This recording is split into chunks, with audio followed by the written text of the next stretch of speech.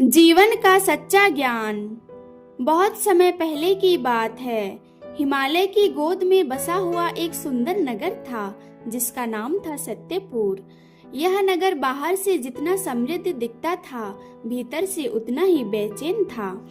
यहाँ बड़े बड़े मकान थे, व्यापार फला फूला था, लोग धनवान थे, पर फिर भी उनके चेहरे पर संतोष और शांति की कमी साफ दिखाई देती थी।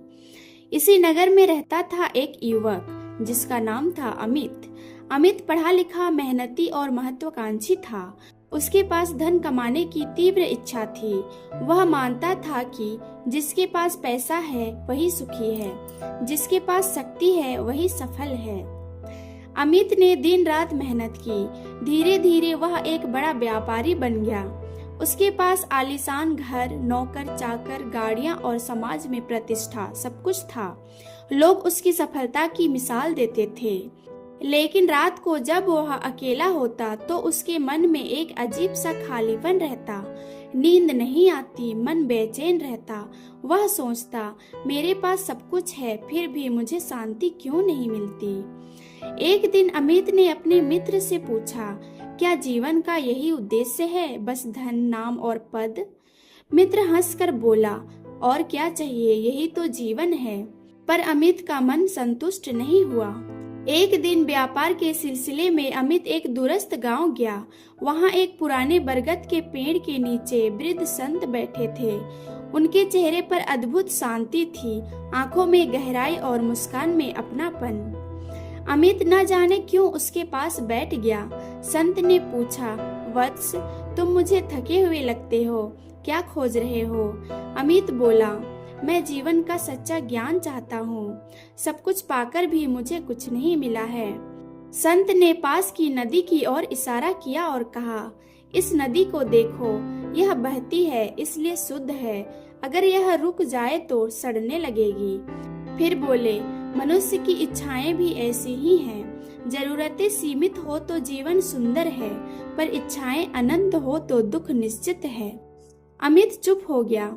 संत ने जमीन से थोड़ी मिट्टी उठाई और बोले, तुम और मैं इसी मिट्टी से बने हैं और इसी में मिल जाएंगे, फिर अहंकार किस बात का?